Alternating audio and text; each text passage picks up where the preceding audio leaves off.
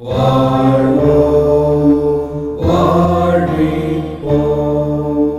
என்ன நினைக்கிறீங்கன்னா உங்கள் வாழ்க்கை இப்போ அவங்க அம்மாவுக்கு வயிற்றுலேருந்து வந்ததுக்கு பிறகு நமக்கு அமைஞ்ச வாழ்க்கை, இது அறியாமை.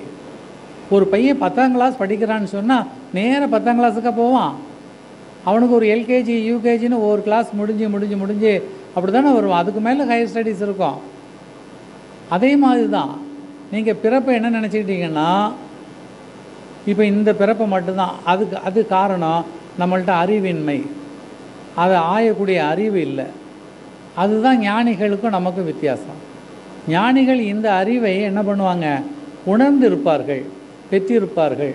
அதனால் அவங்க ஒருத்தனை பார்க்கும்போது நீ யாருப்பான்னு கேட்டால் ஒன்றும் சொல்லுவேன், நான் எங்கள் அப்பா சின்னசாமி, எங்கள் அம்மா பெரிய நாயகி, நான் இதுக்கு 2 பேருக்கும் பிறந்திருக்கேன், இந்த ஊரில் வாழ்கிறேன்.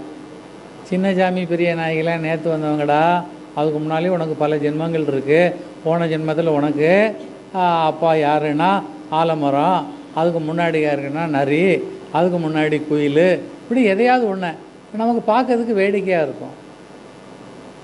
ஆனால் அவர்கள் பொய் சொல்பவர்கள் அல்ல. பட்டினத்தார் சொன்னார், அன்னை எத்தனை எத்தனை அன்னையோ, எனக்கு தாய் இதுக்கு முன்னால் எத்தனை எந்த கருவிலெல்லாம் இருந்து நான் வந்தனோ அதுதான் ஞானம், அதுதான் உண்மை.